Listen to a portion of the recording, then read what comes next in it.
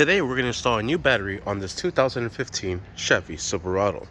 Alright, this is a group size 94R H7-85. First thing we're going to do is pick it up and throw it into the engine bay. This will have to go in a specific angle to be able to get it in there.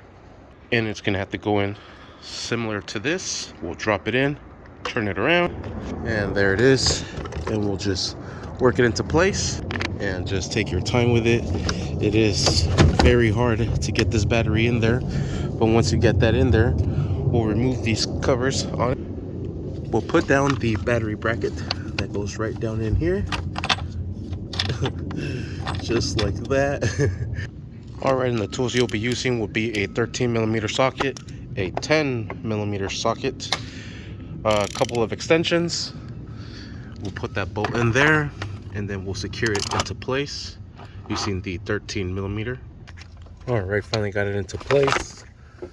We'll secure it down with the extension and 13mm socket. Secure this down and just make sure it's nice and tight.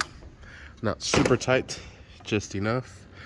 Alright, next thing we're going to do is bring this down and just kind of clamp it into the battery. There's a little latch here, and that should drive itself in. There it is.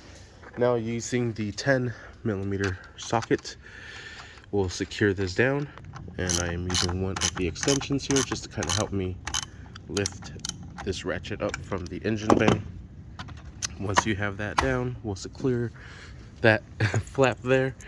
We'll put in the negative cable. Actually, let's bring it down from these here. There we go.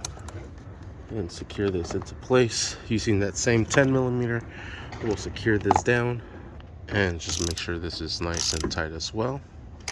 Next, we'll install this bracket. This bracket's gonna go way down in here, just like so. And we'll use this is a 6-inch 3-inch extension with the 13mm socket to secure this down. Then we'll secure this down. Next, we'll put on this bracket here,